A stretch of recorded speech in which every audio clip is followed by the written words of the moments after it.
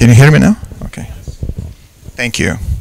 Hello, everyone. My name is Andrei Kunov, and I am the president of Silicon Valley Innovation Center, the company that organizes executive education programs, trainings, and public speaker events. We have today such events, and we're really happy that we have you here. Thank you very much for coming. We have a really great speaker today. Let me just introduce him very quickly. Lutz is a director of data science and data engineering at LinkedIn. So he probably knows more about your personal network than you probably do yourself. And I bet he will show you something interesting today about that too. At LinkedIn, he is in charge of creating large-scale data products by combining business needs with machine learning. Lutz is the author of the book called Ask, Measure, Learn. The book is a non-technical guide that shows how to extract significant business value from big data. We're going to have available for all of you on your way out.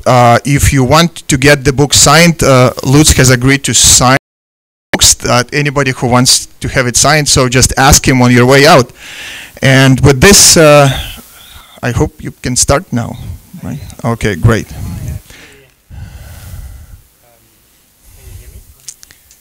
Mike? Oh, you have... Hi. Can you hear me now? Better, yeah? I had a discussion earlier.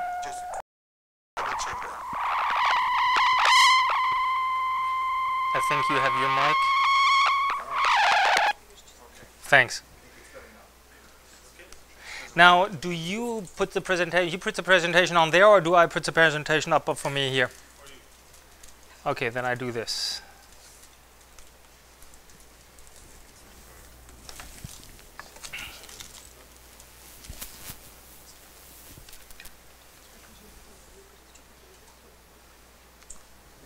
Let's see. I have it there. I see it. It's not that it helps you.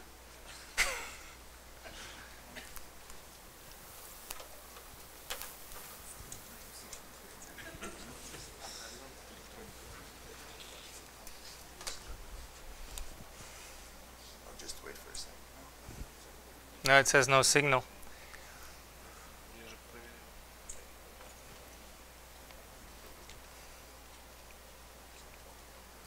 Otherwise, we do a reading. I just read from my book. So 7,500 words. Should take us a whole evening.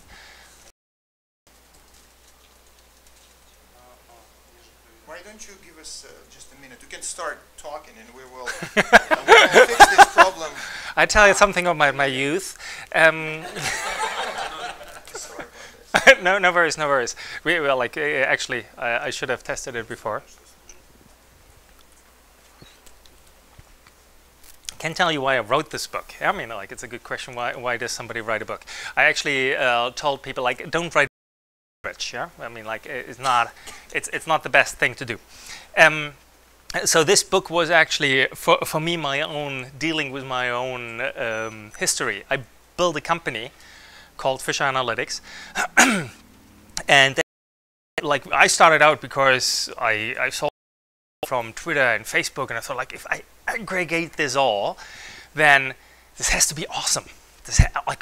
Data is power, and then I have all this data, and let me build this. I mean, I'm a quantum physicist by training, did my MBA. I should have known better, right? And kind of aggregated all this data, a couple of machines, and then I had all this information. I thought, now I'm in business. The problem is I answer a lot of questions which nobody ever asked. And therefore, I was not really in business. I just was sitting on a lot of data.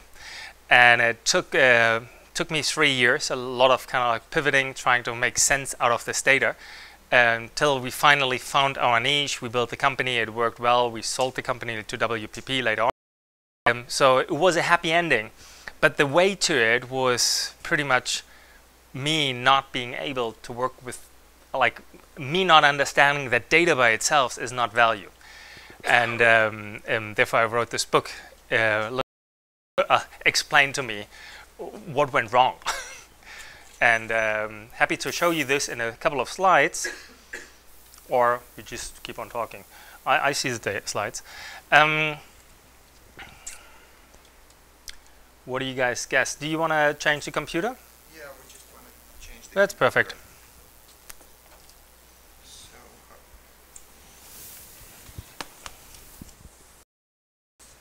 Let's put it on. okay, so which one is it?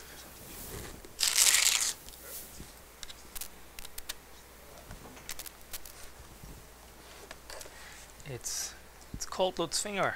Okay, that's right. I could have guessed. You could have guessed, right? Let's see. Here we go. Oh, you got it. Okay, super. Ta-da. So, and from this small episode of me starting with a lot of data and hoping that this is now all the value you get, you kind of guess what my first slide is. You all came here to hear me talking about big data, and my first slide is actually that big data is bullshit. It's not me who said that. It's Harper Reid, the CTO from the campaign Obama for America. And he used big data sort of to win, but at the end what he says, well, what helped me most is actually small data. I don't need to know what kind of, whether they drink Coke or Pepsi, the voters. I need to know where to dispatch my people to convince folks to sign up for Obama. So how this works, if you are at Harper's position, go out and you have a lot of volunteers who help rally votes. And the question is, where do you send them actually? Do you send them there where the likelihood is highest that the pro there? Well, then it's a little bit useless. Say hello from me. And then it's a little bit useless to go there. But it will be good for the mood of the people who go. Or do you send them where everybody is against Obama? Well, then the impact might be highest, but whether you actually create a swing vote or like this district to swing in the voting system, it's a good question. So they have to find the fine line between just creating the tipping point in order to dispatch people. And that you don't need social media data for that. That you don't need a lot of demographic data for it. You just need past voting behavior, which is small data. Well, as soon as Harper said it, like a lot of companies followed suit, like especially news media, the same news media which hailed big data and said like big data is an important thing. Now the other guys came in. Now we could have known this, and I saw here the guy from Halt Business, MBA guys would know. They know there is this this typical curve, how you go. This is a Gartner hype curve. You normally, whenever you have a new technology, then there is huge expectation. You kind of believe this technology does everything from you, from exchanging your life to finding a new wife. And then they realize it doesn't really work. It goes down. Everybody says, hey, the technology isn't very good. And then very silently it comes to the plateau of productivity that you actually makes things happening. Now, we're a little bit here with big data. People have kind of like talked about big data and think it's awesome, and then they realize it doesn't, like me, I built a company on it, and I realized just having the data itself isn't helpful. And you have seen the same thing for social media. You have seen the same thing for 3G, and probably a lot of more to come. So what's the biggest problem if we're thinking about today's big data world? Obviously my job as such is to deal with big data, so let's figure out what's wrong. And what I want to talk today is it's a little bit the terminology which is wrong, which I covered already. How do we get insights? It's broken. And then how do we build a team? So let's first start with technology. Everybody talks about big data. I'm at LinkedIn. Believe me, guys, we really have a lot of big data. We have 350 million plus members. Each of them leaves a trail. We use this data to help connecting people. We use this data to help finding people jobs and so on and so forth. It's a lot of data. But I can tell you as well, big data is big pain. Yeah, I mean, like to move the data, to shift the data, to store the data, to secure the data. This is like, it's a lot of work to have big data. So you don't want to have big data. What you actually want to have is you want to have insights. You want to have one data point. You want to know right or left. You don't want to know anything in between. And one of the things I did recently for Mashable is I was asked by a journalist from Mashable, like, can we find actually in the database, at this time there was still 300 million members, can we actually find in that database my future me 5 years out? And well, the likelihood, everybody of us is an individuum, but the likelihood obviously that somebody has a similar CV or a similar kind of career is existing, right? So in what I describe in the article a little bit how we get to from those 300 million members down to 3, which we then suggest to him and say, like, these 3 are out there. These 3 are the ones which might be your future you in 5 years. So how do we do this? We take his history and we see, like, he's a journalist. So what's his likelihood that he stays a journalist over the next 5 years? It's actually roughly 50%. So 50% are leaving. Is this a good number? Yeah, if you compare it to doctors or lawyers, they stay their job than journalists. And then, so you find all the journalists, 60,000, and you find the ones who leave between 3 and 8 years, which is a 5-year span. Then you take all the ones where he has left the job, because that's more interesting. Then you look for similarity in the CV, like in the bio, similar schools, similar works, like stuff you have done, and then you come up with a small, very small list of people who have actually a similar CV and might be his future. He loved it, but that's the whole path is exactly what you're doing when you are a data scientist. Your job is to make big data small. So big data as such is no help. Well, we want a small data. If you have big data, you have to employ people like me to actually make it small. Now, how do we get to this small data? And who knows what was the title of my book? Thank you. Very nice. So that's actually pretty much all what you need to know. So you don't need to read the book. So ask first, measure then, and take actions from it.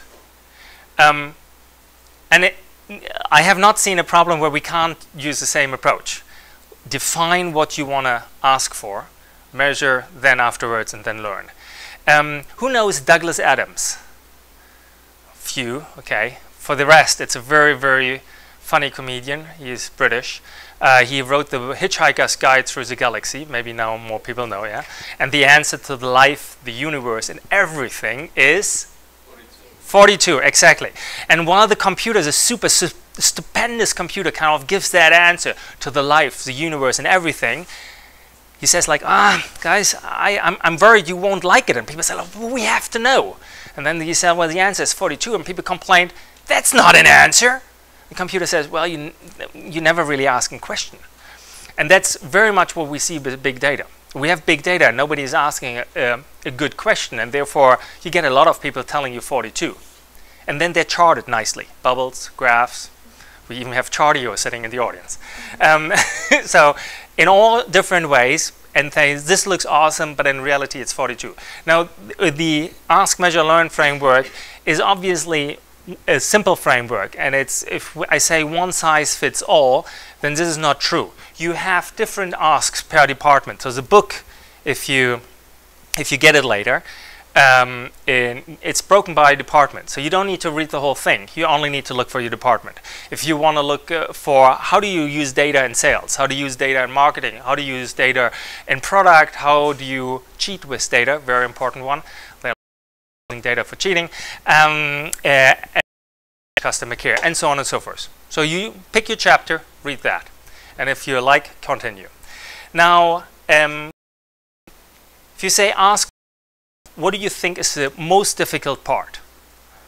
The ask. The ask is really the hardest part, and I'm going to do a small experiment with you. Like you sit here, and the guys on, where's the camera?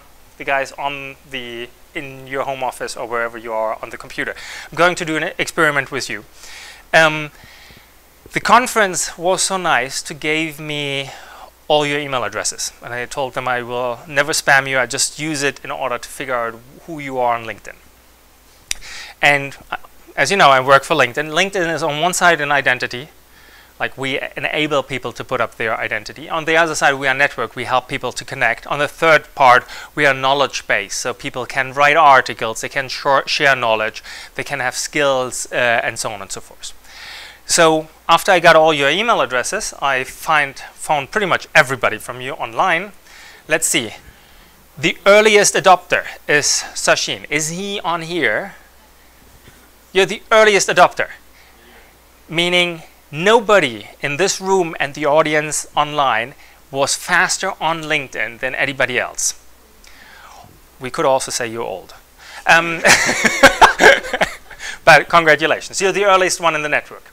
Now, second one. Ruben, I have seen you already. Where are you? Okay, Ruben has the most connections. The most connections, like, so when you go around, meet Ruben, he knows the most people.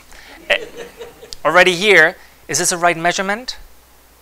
It's not. He definitely knows the most people, but does he know the most people which are relevant for you? That's a different question. However, he definitely knows the most people.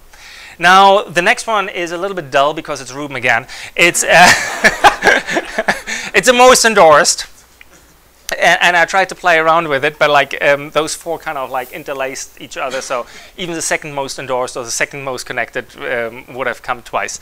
So like not most endorsed, he's the most popular. What does most popular mean? Ruben is a person who is most looked up. People go to his LinkedIn profile the most of all the people in the room. Pretty famous guy.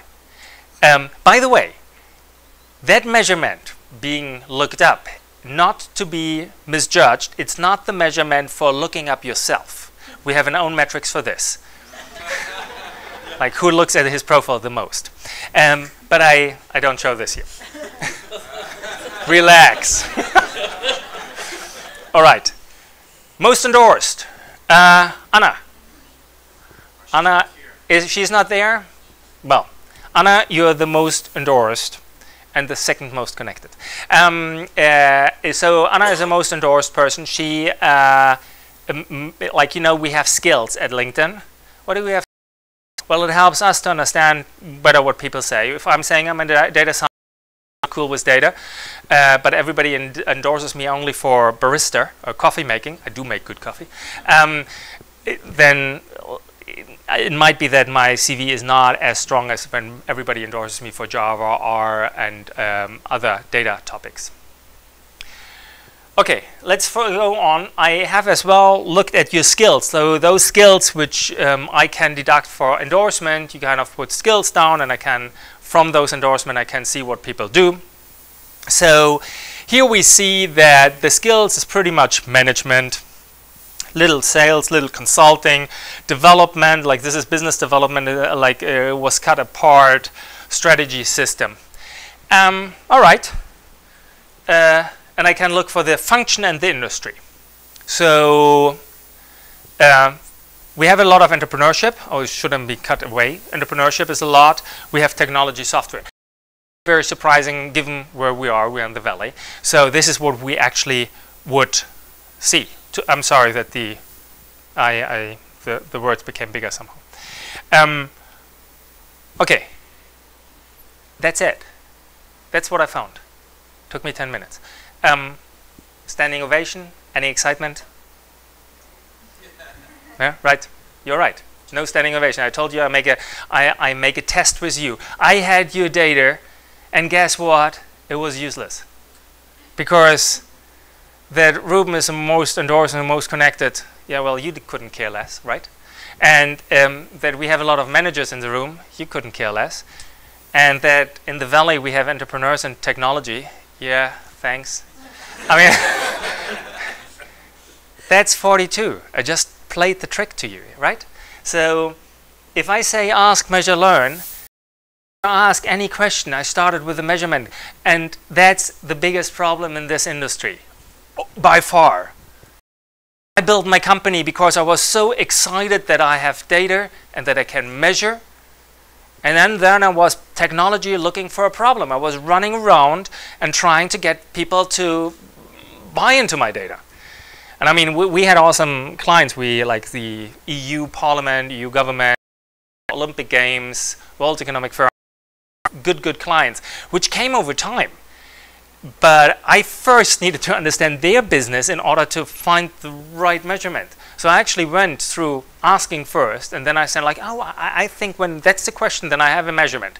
Very often you see the way around. People measure first, and then they hope that somebody had the question. That's the difference between actionable things and non-actionable things, right? Now I can tell you something which is actionable, which is this. Eyes do not have a connection in this room. Very little have one or two connections. So turn around, say hello to your neighbor, connect with him. Oh. You see, that's at least actionable. Another actionable thing is I say like we have one Ebola patient in here. That would be as well actionable. So that's the difference between just having information which gives you what you would know before and something to do. Now the ask is the most difficult part, and I would want to show you as well one very successful ask. Now, do you know this company, Alta Vista? Who knows it? Yeah, right, we are the Valley. The best ever search engine, right? Best ever, like nobody really could beat them. And what did they pride themselves with? What was their claim?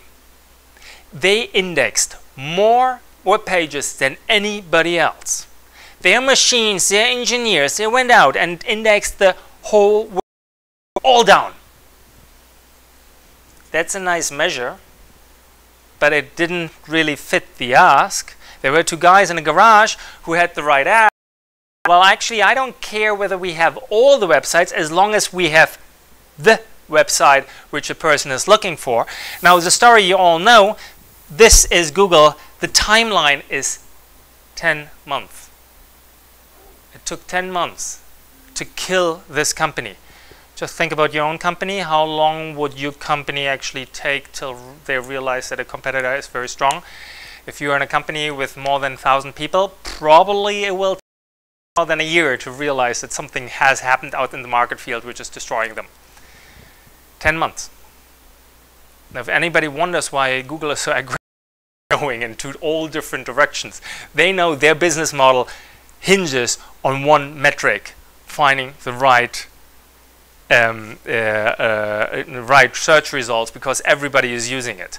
How easy would it be for you to type tomorrow a few other letters into your browser window to find a different search engine? Very. Now, Bing is as good as Google. I see some like by the way, interrupt me anytime and I will promise I repeat whatever I say into the microphone so that the guys can hear it. Yes? It's an interesting question. So Google is a story of success differently. I assume with a way to find the right information, they're supposed to be successful everywhere. But so far, all other businesses is not story of success for Google. They started hardware development, did not go anywhere. Started all other technologies, still question mark. So they hit the right spot, but only one so far. Can you comment on that? So I assume they have the right way. They're supposed to be everywhere. Yeah, I got to repeat this question. Sounds interesting, this thing, doesn't it? So the question, as I far understood it, is kind of like Google might try to go different businesses, but like this gentleman doesn't believe that he has seen them succeeding.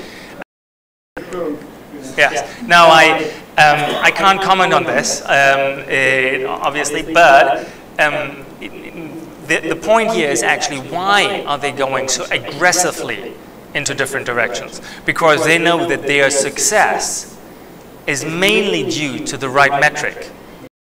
Right question and the right metric. So they ask at one point in time about the right ask, and with this they created a huge success with the right metric. But they knew as well that with them two guys in a garage, they were able to overtake one of the market leaders within a very short time period because they had a better way of putting data together. Which leads, in conclusion, if they don't figure out a different way, and I can't tell you whether they have or not, but if they don't figure out a better way, always be on the risk that there are two other guys in another garage at some point in time making it more difficult to be overturned. Now, Bing might be as good as Google, and nobody uses this. I don't know whether you guys use it. But it's not good enough to be just as good. Alta Vista and Google was like light years difference in usage, and that's the reason why they overtook them. So that's about the ask. Let's talk about measurement. I mean, measurement, you can do loads of things. Like, pretty much you can measure everything. Yeah? I mean, like, well, like, during this talk, we already discussed whether the amount of people you know in your network is the right measurement. Maybe, but it would be a better measurement to know whether you know the right people. So, like, let's take one very complex area, content. Everybody talks about content. Content is awesome, right? Because it really displays emotions. It really carries content. It really carries stuff, what people think and talk. If I would all know this, this would be awesome. So people get excited when they think about it. I would know all the content. I mean, there are even like agencies who are trying to listen to all our phone calls and read all our news and all our emails, and so this is content. So, but what are we doing with this? So this is not going very easy. So first we started on marketing. We started with views and clicks. And we kind of said, like, when people click on it, this creates reach. So we as marketeers, we want to get where we want to have far reach. So we want content with far reach. Well, the problem is it's not useful because there are social media bots out there, or bots in general. The traffic online between, like in the internet, how much of the traffic is human versus how much is non-human? Can people give me a vote? What are you guys thinking? 5% human, 95% non-human. Any other votes? This is like. Include Netflix or not? Well, Netflix is a good thing. Netflix would be human traffic because I'm asking for the video. So the stuff comes to me, so that's a human, like, I mean, there is an interaction, the human is involved. No human involved. 25% is human? Oh, guys, you're very, very skeptical. So it's a little bit over 50% is non-human. Between, like, the number is varying in who you're asking because obviously you don't see everything. It's between 50 and 60% is non-human. The rest is human. So, ladies and gentlemen, you're the minority. Okay?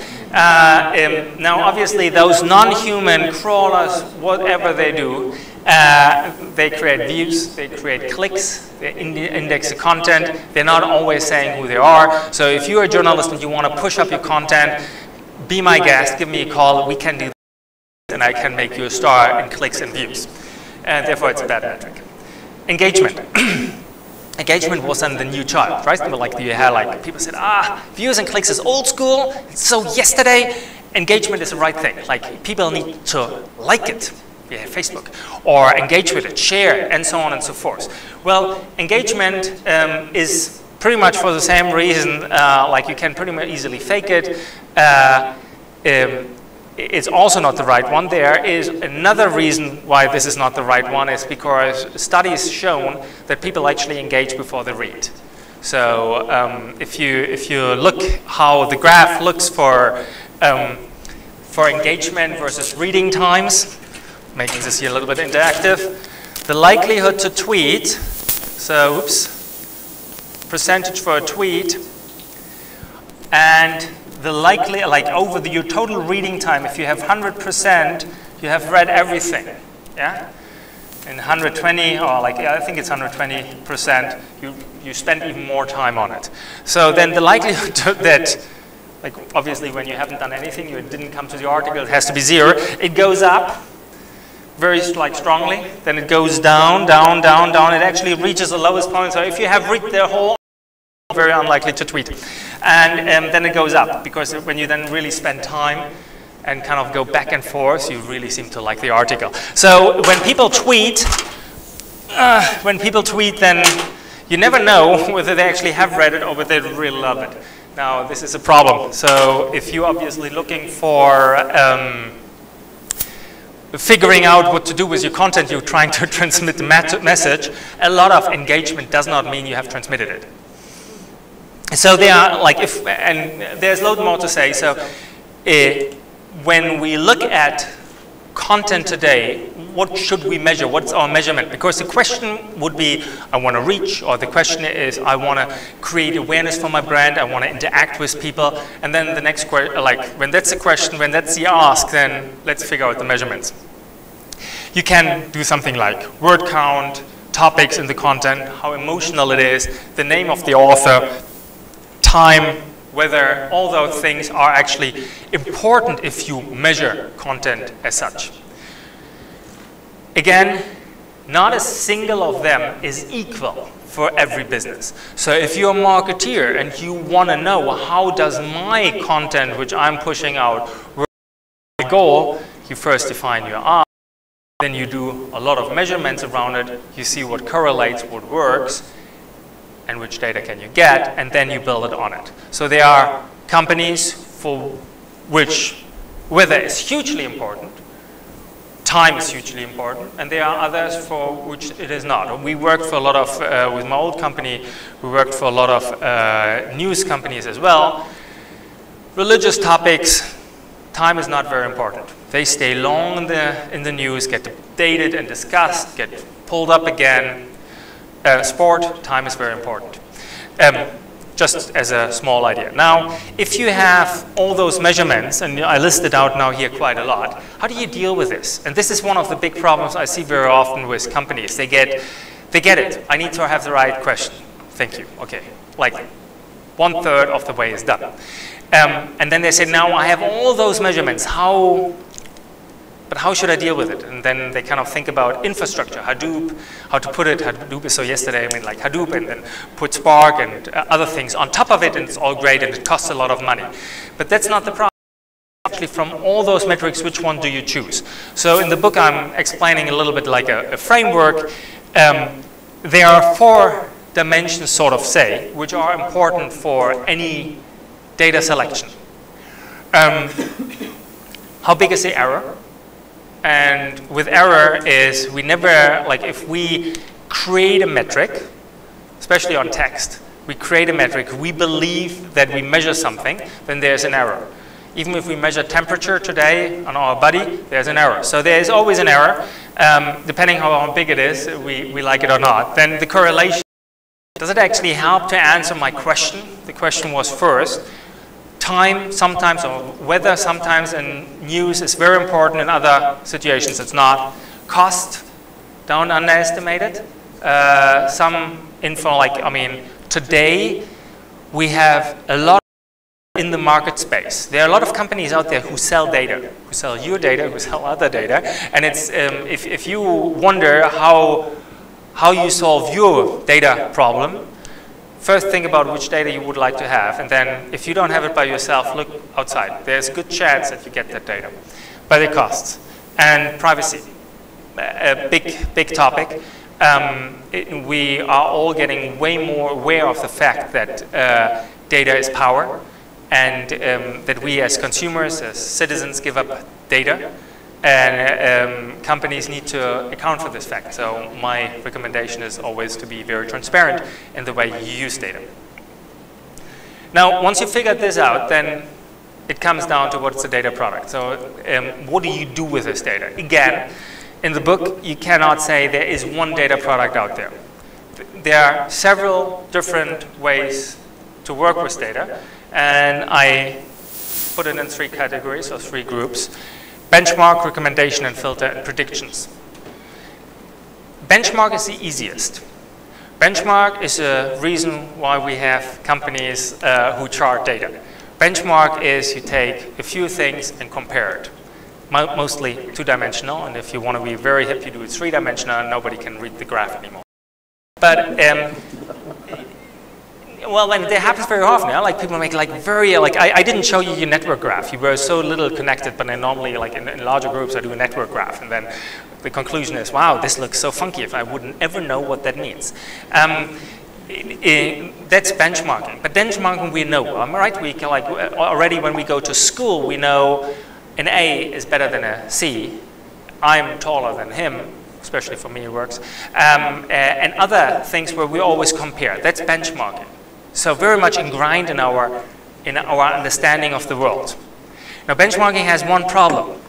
So in the big data world, the problem is always getting all the data charted. If you have a couple of data points, the charting it goes easy. If you have billions of data points, charting is difficult. But let's say this is figured out somewhere, then you have the curve. And then what? There's a peak. We need to figure out why is there a peak. And the dip. Was the dip there last year? And why is the dip now there?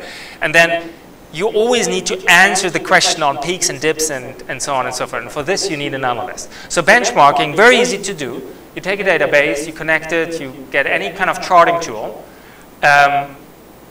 And then afterwards, you need to like hire expensive analysts who kind of go in and trying to understand why is here a peak, was there last year a peak, and why is here a dip, was there last year a dip. But it works. That's a data product.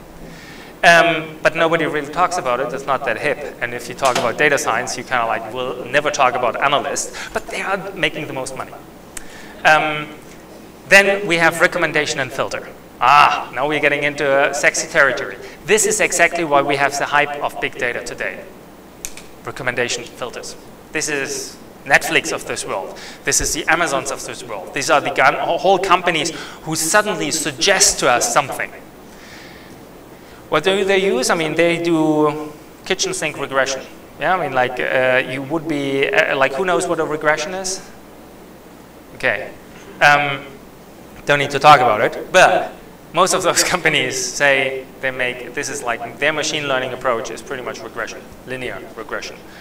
I mean, A, Bx equals C, yeah, right? I mean, very, very, very easy stuff. Why? Because it's often good enough. Well, it's not only A, like you have several matrices, but like it's most of the times it's good enough. And very often speed is in essence when you have a recommendation. If you go onto Amazon and they kind of saying, well, I sent you an email later on with the other books people have seen, and then you're not interested. You want to see it now, right? Now, I wrote down recommendation and filters because very often filtering is, like recommendation systems have the problem that you learn from others. There's this crowdsourcing element. People, like books other people liked as well, or looked as well at, stuff like this. It's a crowd-based recommendation system. They take out stuff which other people have done as well. Other articles other people have, like people you may know. This is also recommendation engine. We have two problems by starting those things. One is called the cold start problem. If you don't know what other people have done before, you're pretty much guessing into the wild. If you're guessing into the wild, your users don't like it and won't look at it. So it's always the catch-22. How do you get to know what people really want in order to recommend them? If that's one way, like, and when you have the cold start problem, you kind of assume somebody who has read Harry Potter 1 probably wants to read now Harry Potter 2, and then you kind of like put your engine up with certain categories. Or like, you know, somebody who looks for Harry Potter books might look for children books. This is all cool, and the industry has come a long, long way. More than 70% of, like, who uses Netflix should be more than 80%, right? Out of those people who had their hands up, more than 75% actually rely on the recommendation system to look for the movie. They don't go proactive. They don't take a decision. They ask Netflix, tell me, what should I do next? Have you ever, I mean, this is like us going to a restaurant and saying, I don't care, just give me food. And it works. We're pretty happy with this. There's a downside to it. A downside to us as a human being, if you kind of go and do a test with your next friend, he should be a little bit diverse to you, and you Google something and he Googles something, and then you look at the results coming back. You will be astonished. He sees a different world than you do. This is called the filter bubble. The computers get so good to assume what you want to read, what you want to do, that they don't show you the overall view anymore. This might be cool if I, if I use Waze and Waze explains me as a recommendation system as well. This is the fastest path from A to B. It might be not cool if I actually would like to see something from the surrounding, and I wanted to know that there is a different path to take. Facebook content, how they make decisions. Facebook content, very, very good point.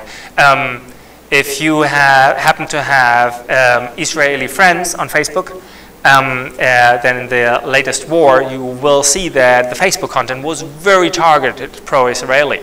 If you have Palestinian friends, Palestine friends on Facebook, the content would be completely different. Now, Facebook's aim is to make money through engagement, so they don't care about the truth, if there ever exists something like this concept truth. They care about engagement. So for them, from their business standpoint, it makes totally sense. There's actually, I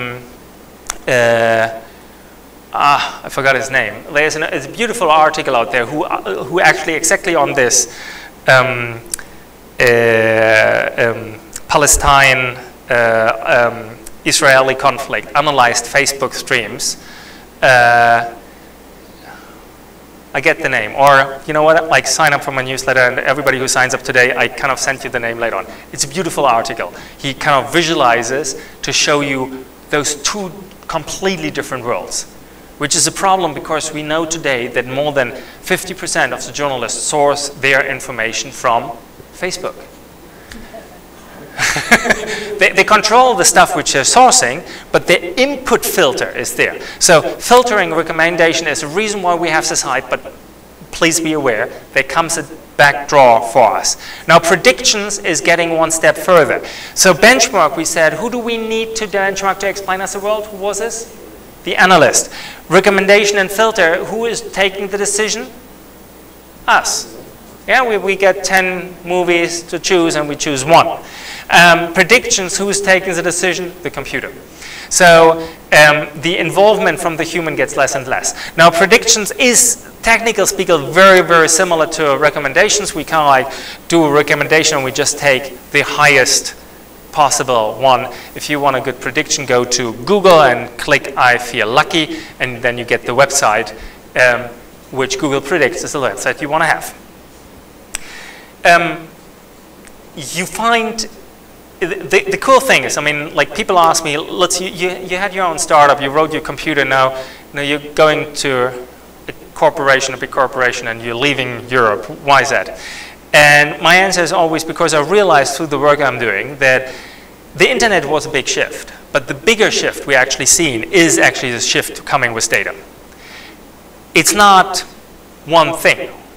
Like, internet only enabled us to do things which we knew already before, right? We knew how to go shopping, we now do it better. We knew how to write emails, we can do this now from the, letters, and now we can do an email. And search, we knew it before, we had to go to a library, now we can do it from the couch. Big data is actually allowing us, with those three products, will change the world. And it comes into all shapes and forms, and we see in all different products getting in. And everybody talks machine-to-machine communication and so on and so forth. But at the end, it's all a data product, like me predicting the future of this guy. If I tell him now which courses he needs to take, I have a recommendation filter. And if he falls for it and does it, I actually had an impact. So we will see the world of changing. I had early on a discussion about education, how education will actually pick this up. Well, LinkedIn has just came out with recommendations of universities. What's good, which university you should choose for which career. Because we see, like from those universities, a lot of people go.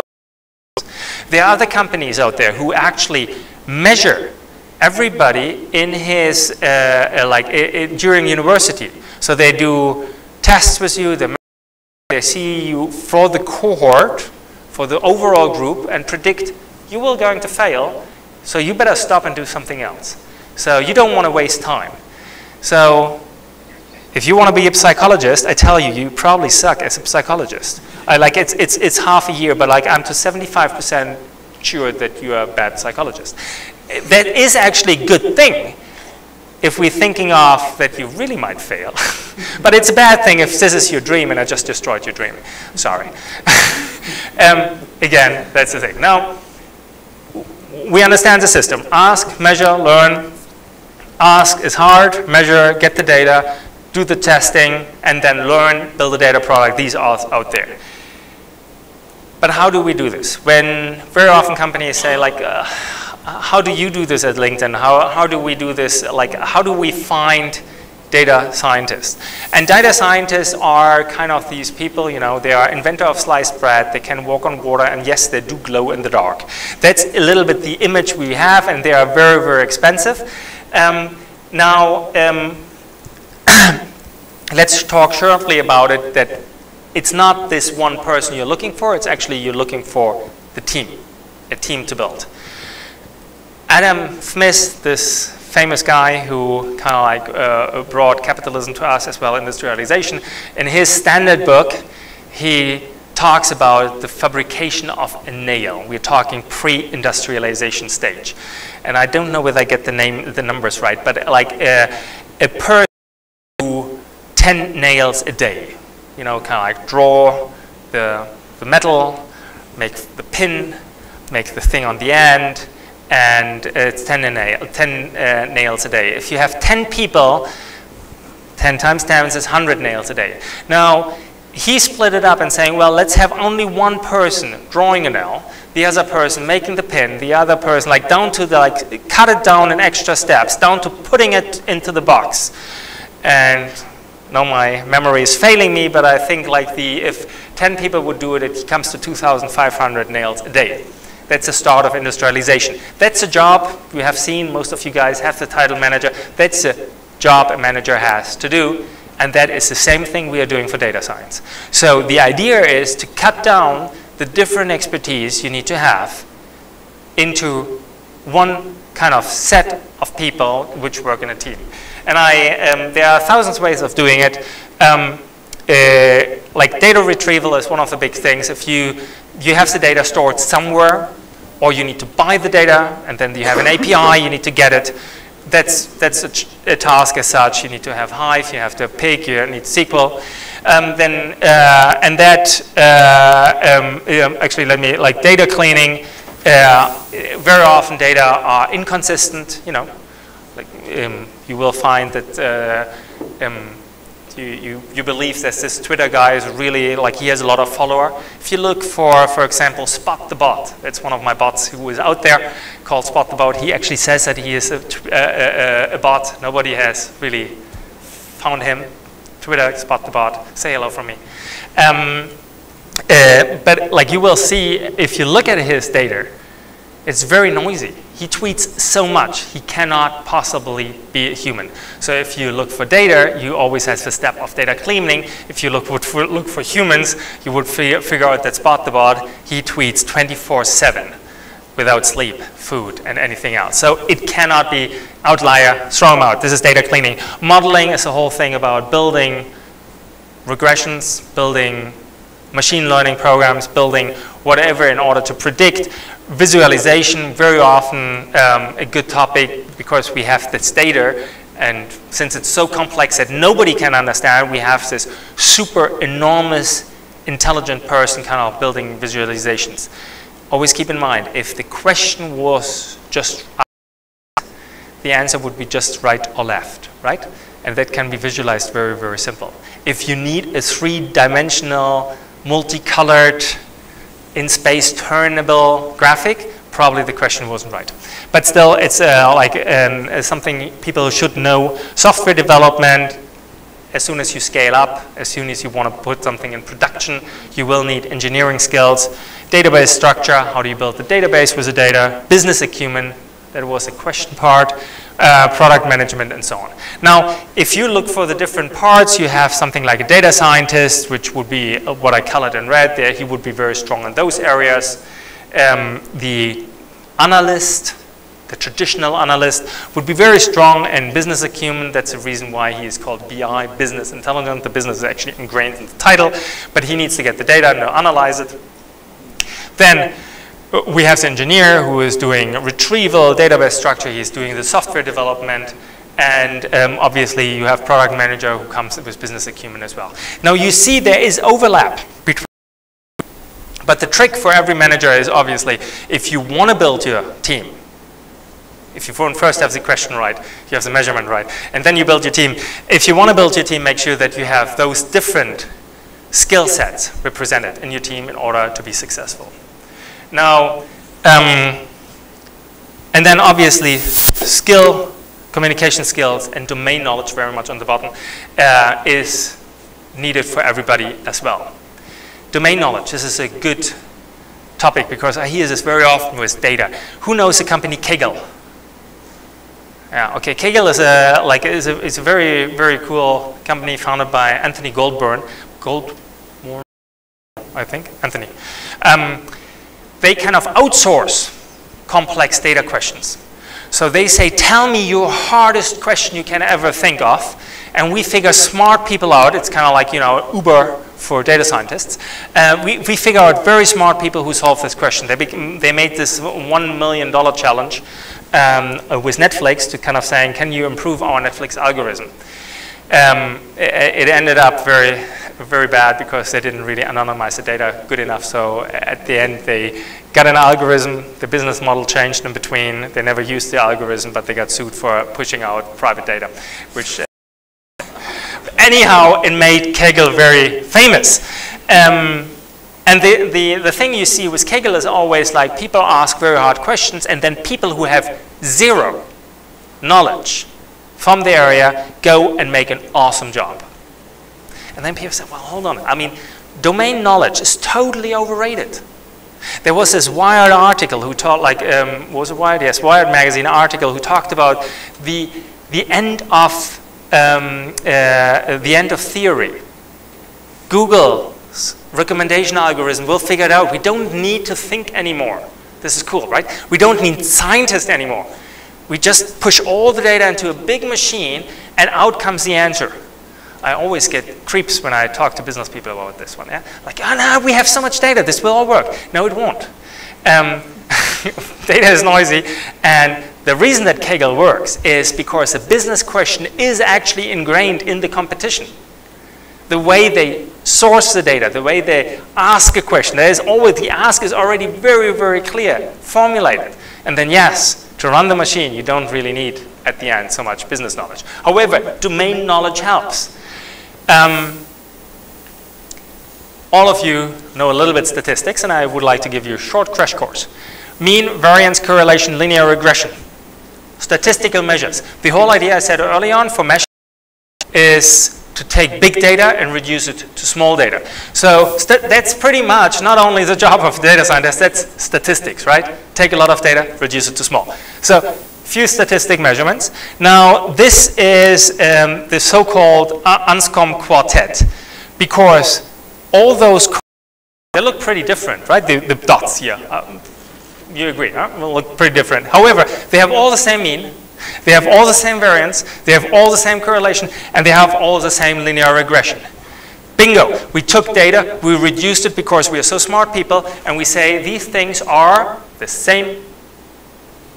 And then we make a recommendation out of it and treat you the same. Well, keep that in mind. Why I'm saying this? Because I believe that big data is changing our world big time. I believe to the better. However, the danger is actually in us, because when we believe that this is the only thing out there, when we too readily believe the computer, when we too readily believe the data, then without understanding that this is only a recommendation, that there is a lot of things which can go wrong, then we become our own enemy because we trust too much the engine. Now, let me end with a couple of great data products. On the benchmark side, you have ComScore looking at websites traffic. You have GfK looking at websites traffic. This is typical benchmark recommendation. We talked about Netflix, New York Times, who is doing an awesome job of recommending you the content you should read for you. Obviously, LinkedIn is doing an awesome recommendations. That's a lot what we do when we recommend you people to know, when we recommend you article you should see. Target, the famous thing that Target sends an email campaign, like a mailing campaign out to somebody because they assume that this person is pregnant. You have heard about this one? And the father didn't know. That's a recommendation. Lufthansa. on airline industries. They do kind of recommendations. They don't recommend you something, but they'll recommend the right price. So they kind of like calculate what are you willing to pay, especially from your IP address and so on. If you want to ever get a cheap ticket, get yourself a VPN and log into different countries and figure out from where to fly. It's cheaper. They use this very much on it. Well, prediction. I like these guys here, Vonga. Vonga, it's a small startup funded by Balderton Capital, sits in the UK, at least Balderton Capital sits in the UK. Vonga is a peer-to-peer lending platform. So if you don't get credit, don't laugh, this is very often, I'm a foreigner, so I don't get credit. I got credit, so I can't be credit worthy. So you could go, like if I would, I could go to Vonga and ask other people to get credit. Now, Vonga says one thing. They say, oh, open up your Facebook account. Let me look at who your friends are. And like guts feel, like if I only have millionaire friends, I'm most likely credit worthy. If I have a lot of friends who kind of like are on the wrong side of the law, probably I'm not credit worthy. So they ask for this, and you will see more and more of the things. So by me giving out information, I might get a better credit. Progressive puts stuff into your car and looks for your driving behavior. Not in California, it's illegal. IBM kind of like makes traffic control systems by telling you which way of the road you should go, and so on and so forth, or the famous police department. That's it, guys. We talked about terminology. Big data is bullshit. We talked about how to get insights. This was the title of the book, Ask, Measure, Learn. Ask is the hardest. We talked about how to build a team by putting stuff together. Now, you have been awfully quiet, so let's do questions. So a few people will ask, and the rest of you get out your mobile phone and type in j.mp, thanks Lutz, and give me a review. Tell me whether I sucked or whether it was good. And as well, sign up, and if you sign up for my newsletter, I will send you tonight an email with this article from the Palestine Analytics. Oh, damn, I really forgot the name. Awesome guy. Questions? And I'm not sure whether this microphone really works. It sounds a little bit like R2-D2 whenever you put it on.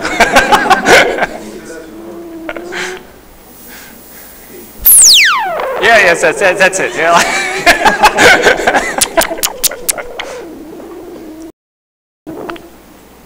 Just speak loud. Yeah, I can speak loud. You speak loud and I repeat it. Okay, so the question is...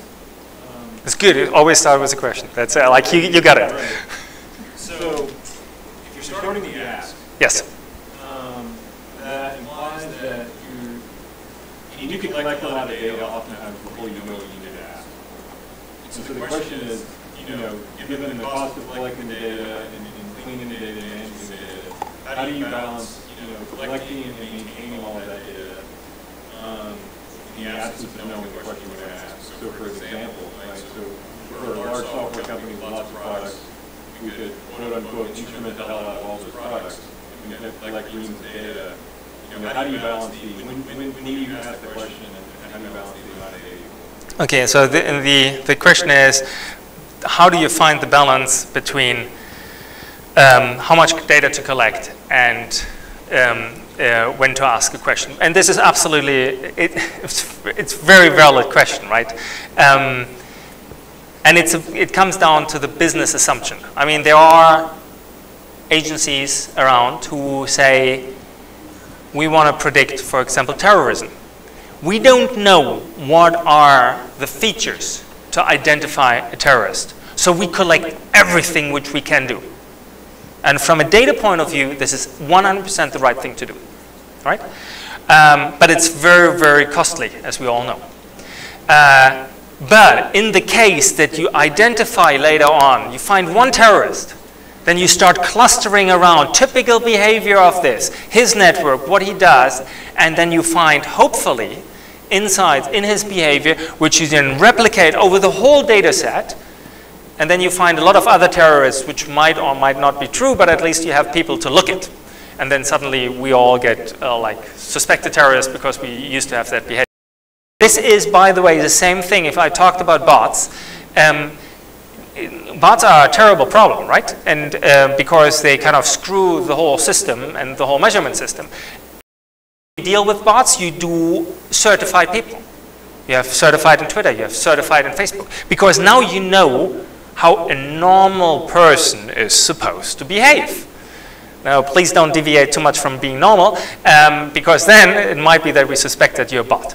But that's a drawback. But this is a little bit the reason why you would collect a lot of data. How to find the balance?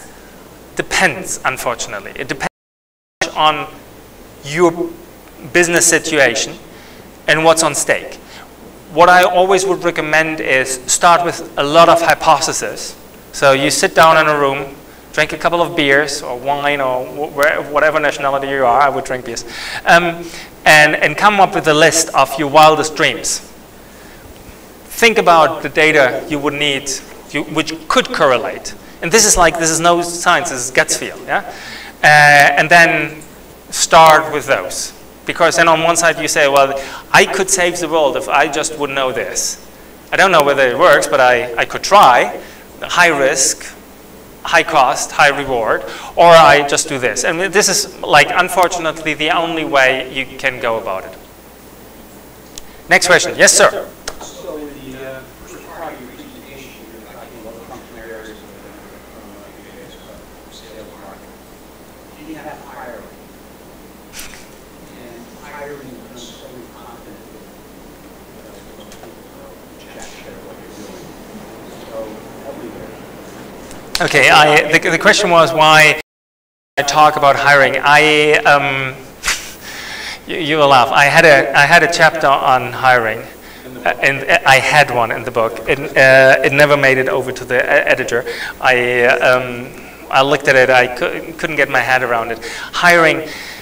There's a lot happening in hiring at the moment. From companies like LinkedIn, we make it way more easy to discover the right talent, the right opportunity, over to people who are trying to do sourcing, and there are companies who watch Twitter streams and kind of trying to build, or Facebook streams, and trying to build talent out of this, over to companies, and Google is a good example, they went into the news with this one, who actually analyze what people are doing.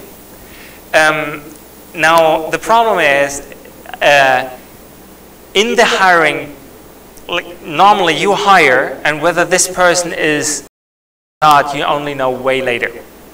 In between, there's so many signals that it becomes very, very difficult to attribute the failure to a hiring decision.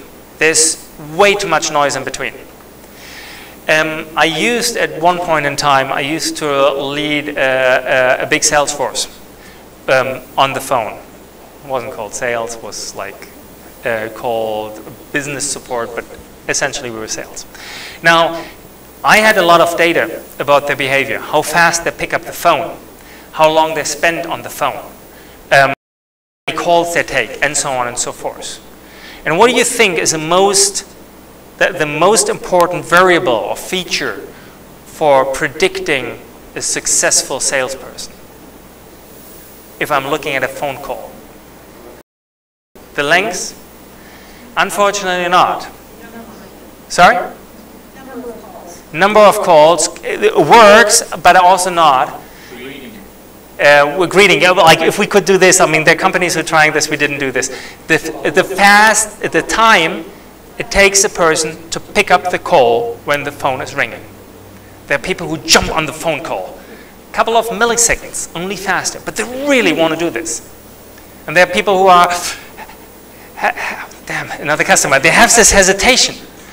And now obviously, I can take this finding and go to my sales force and say, you guys need to pick up faster. It wouldn't change anything, it just would ruin my metrics.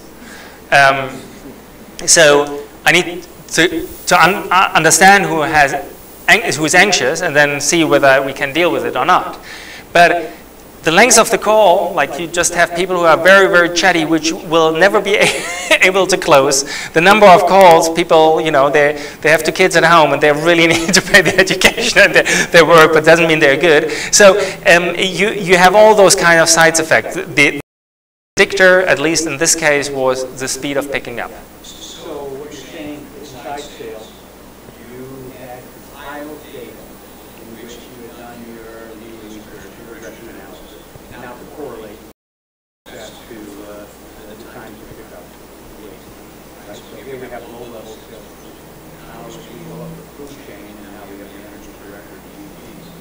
What is the metric that will use to? And we've got Google. Remember Google's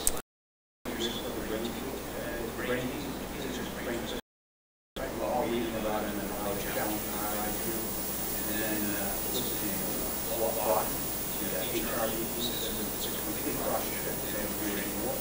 Right? This was just public. They don't ask it. It was, you know, going to component of their culture, and there's no correlation of the performance. How do they determine that? So Google has started to measure and there's a brilliant article actually in The Atlantic about companies starting to watch us as work. So Google actually started to analyze very much success path and trying to cluster what is a typical success path. And I think actually, like, you need to have a lot of control over your environment. You need to have a lot of buy-in from your employees as well to do so. But I think this is the future going into our workplace. While I was early on critical with Eugene becoming a psychologist or philosopher, I don't know what I actually wanted you to be, and kind of philosopher and kind of sound like he won't do it, and ruining his life. I was more critical now in a company setting where you expect like a certain machinery to work. It makes obviously way more sense to actually trying to measure and predict success and failure. Yes? Basic question, inside and any place for validation of data, labeling of data, everything depends on data. Yes.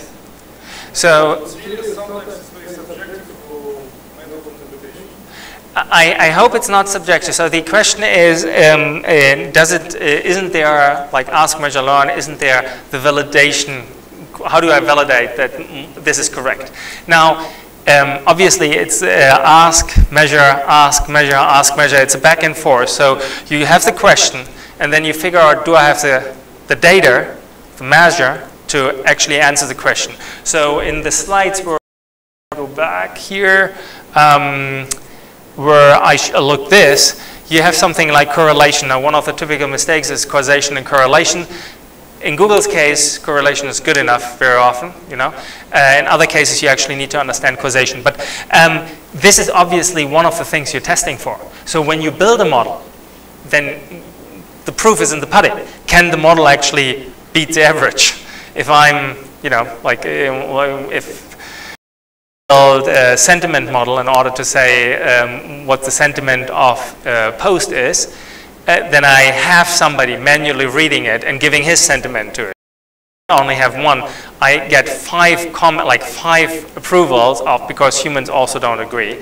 So and if 5 people agree and the computer disagrees, then my algorithm is bad. But yes, that's has to be in it. But yeah, you have the question, you have the measurement, and then you go back and forth where that works. You made about sort of negating the need for modeling. There was mean, right? But, you know, even when I use LinkedIn, I see the visualization of what my range, my salary is against somebody else, and I just challenge the whole nature of and being able to engage people through visualizations of data is really actually helping. Yes. So the question is about me being critical about visualization, making fun of it. Actually, I mean, I don't know whether you realize that I take kind of pointed views. Like I said, Hadoop is yesterday, which is also not true. It's still state of the art because Hadoop evolved. But like certain things, MapReduce is yesterday. Visualization, you're absolutely right. Visualization is an enormous, important part of any data product. That's the reason why it's actually in the slide. Visualization is very, very helpful for people to do what's called KDD, knowledge discovery.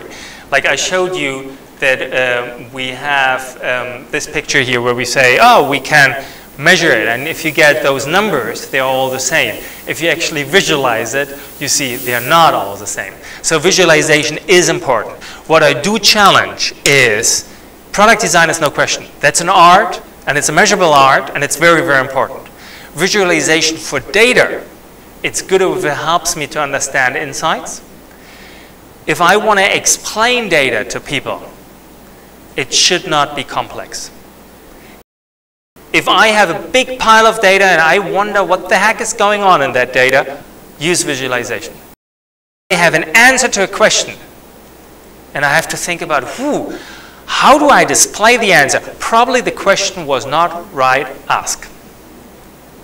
If the visualization needs to be so complex, a question is a yes or no question. That's the best question. If I have to think about in a three-dimensional space to give an answer to a question, there was probably never a question.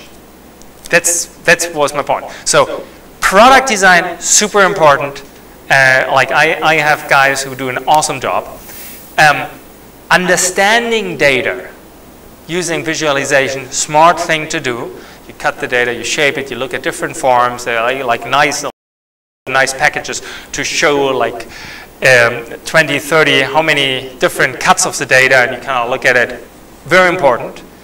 To give an answer, if you need a lot of visualization to give an answer, most likely the question wasn't asked right. There was the point. Sorry, but I was pointed. Others? Did I kill you guys? Thank you. Yes. So, did you protect your IP in the sense that, I mean, when you build this product, right, I mean, how do you define what the brand is, is basically for the measurement itself, or that you're building? Yeah, how to find a patent when you're a small startup?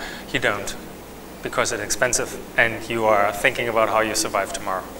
How do you protect your IP? Well, I sold it. I sold the IP as well, luckily. That's it. To data products, yeah.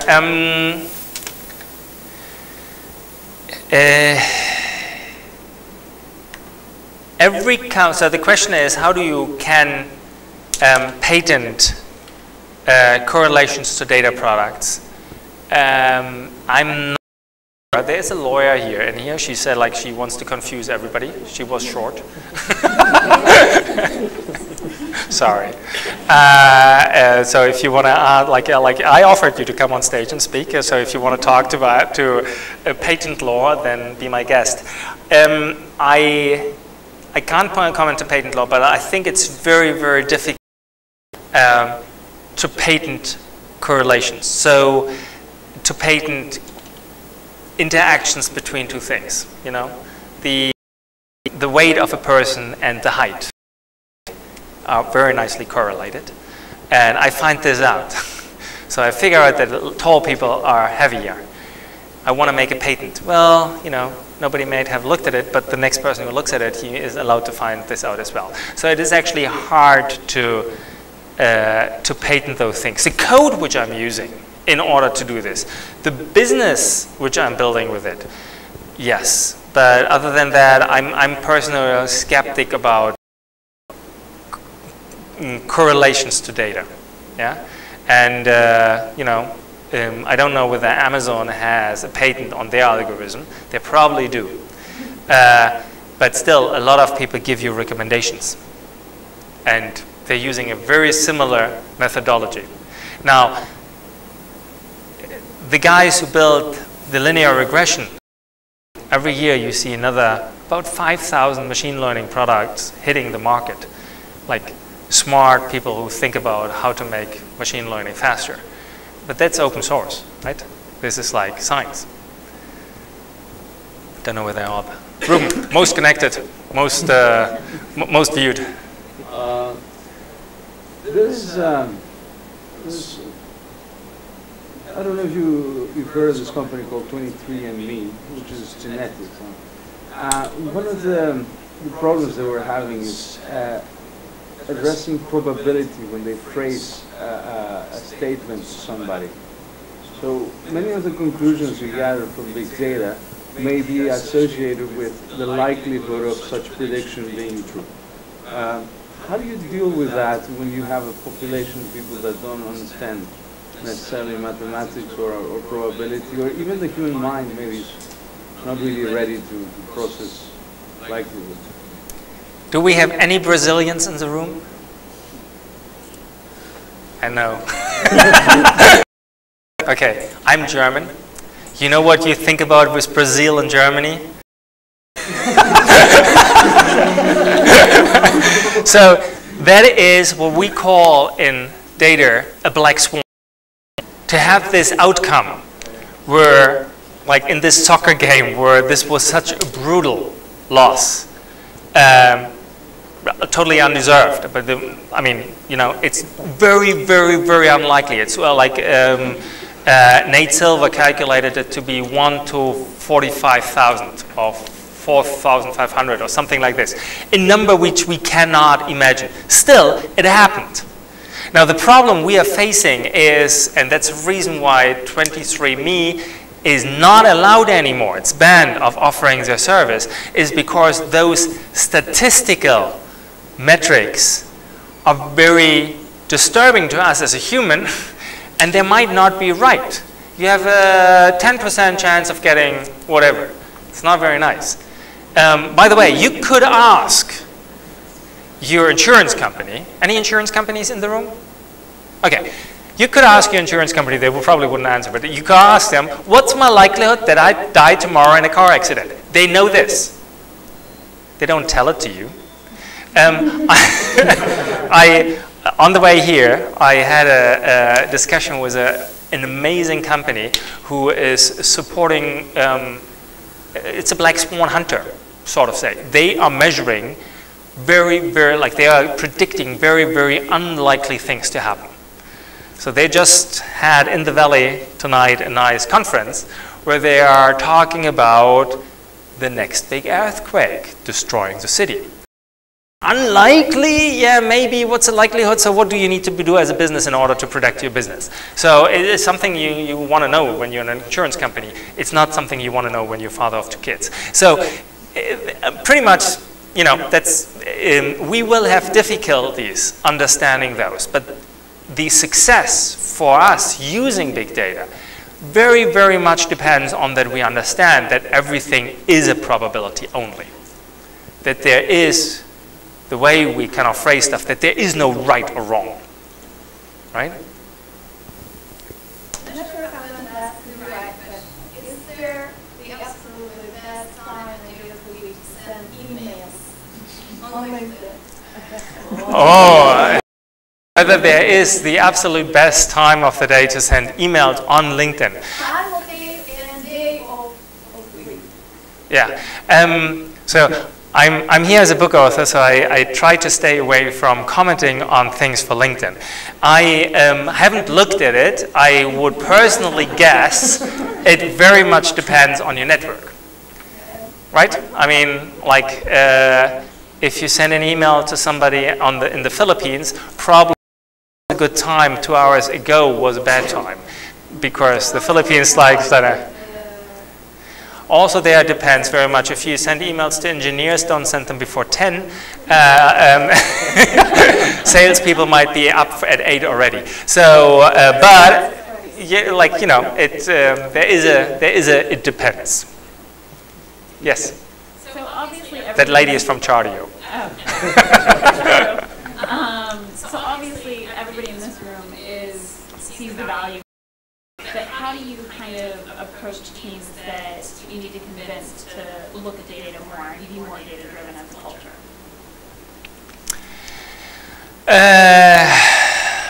The fish stinks from the head normally. So if the organization is not data-driven and you want to become data-driven, you need to have support in the overall organization to be data-driven. Jeff Weiner says all we do is data. So our organization is very data-driven. If you are looking at companies who are not data-driven, then you will have a very terrible time to actually do the job. If you read my blog, you will actually figure out that before I came to LinkedIn, an insurance company offered me a job. I have to be careful. They didn't offer it me, like I was in discussion, and I decided to drop that discussion. So they wanted to search for somebody who was doing data, and they wanted to pay $1 million a year on salary. And I started talking with them. Sounds nice, right? And I started talking with them, and then I realized, you know what? I'm not taking this job because the company was not really willing to be data-driven. But they wanted to have this tick in a box, we have a data guy there. Then I would have been the data guy there, and I would have been unhappy, and I wouldn't be talking tonight here. So, you know, kind of that's the reason why I didn't come. How did you find us? How would I find you guys? Yeah. I didn't find. I got this email 3 days ago, and it took me about 10 minutes, maybe 5 minutes to click on it, and decide to come to the seminar. Took you 5 minutes to click on an email. Change your client. Okay, how did I find you? I have no clue. This gentleman over there could tell you how he did. He found me. He asked me via email, "Do you want to go?" And I said, "Yes, sure. Why not?" And then he took care of the rest. I can tell you how we found it. Actually, use LinkedIn. First we found Lutz on LinkedIn, and then we found one of the direct email.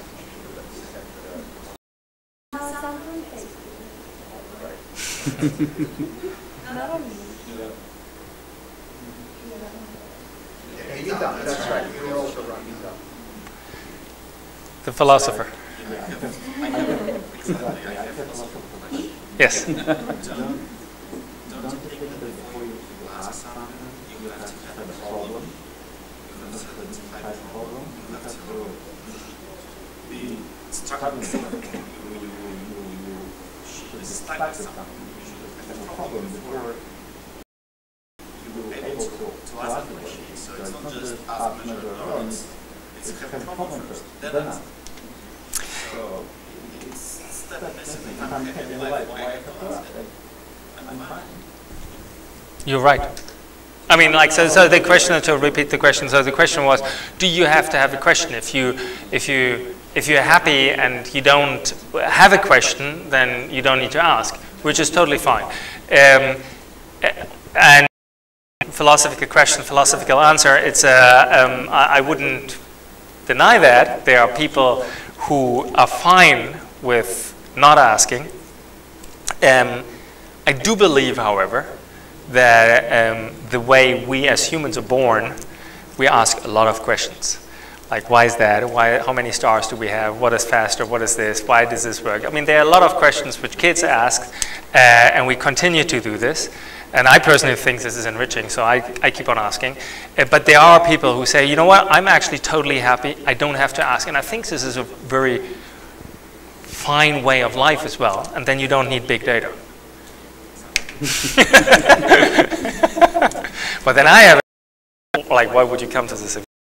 Just teasing. Yes?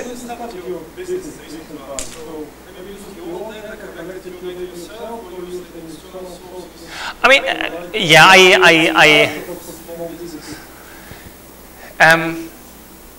there was a question of being how to be data driven, right? In your company, and I think it starts with us. Like, we can be data driven by ourselves. Now, like metrics obsessed or measurement obsessed doesn't mean to be data driven. I don't wear Jawbone or Nike Fuel Band or so. I tested them out. They're like, they don't do it for me. There are people who do this and they measure how many steps they do, and like, if they get insights from it, fine. I didn't figure out whether they influence. I wear a Lumobelt from sometimes. This Lumobelt is this kind of thing which is on the back, measures your position, like whether you're standing straight or run, and it kind of like buzzes when you don't, when you slouch. That's insightful because like, I have an action. Oh, I should stay straight. Didn't sell well, so Lumobelt decided, okay, we put it up on the top so that you have a bit better posture. Now, we can be data driven. Like as I came to the US a year ago, actually a little bit less, like a little bit more than a year ago.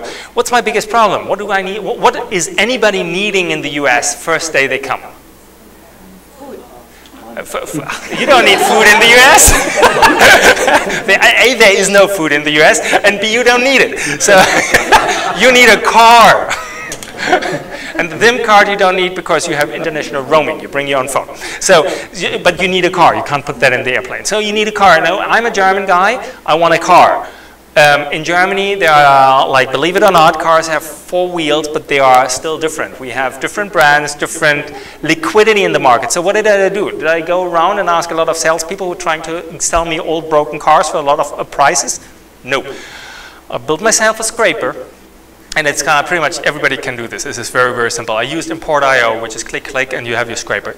You built myself a scraper, scraped autotrader.com, the whole database. And I had my whole database.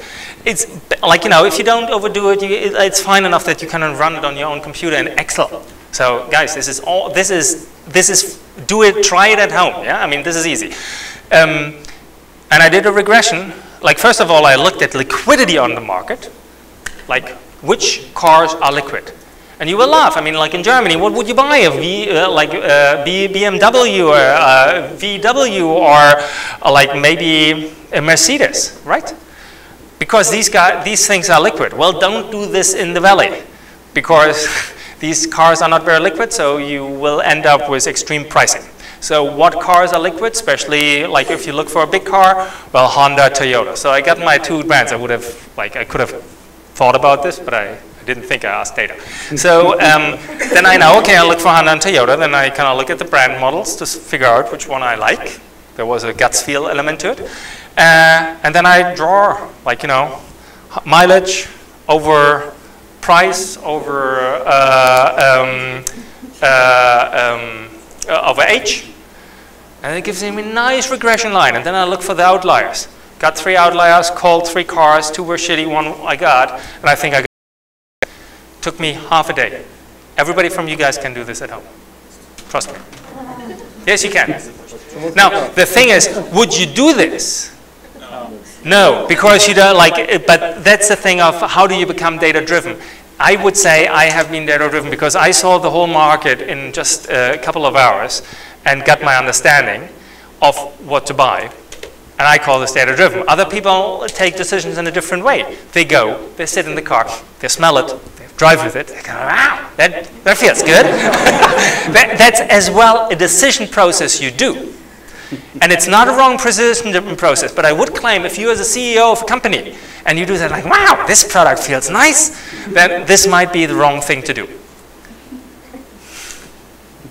Okay, guys, one more question, and then off to food.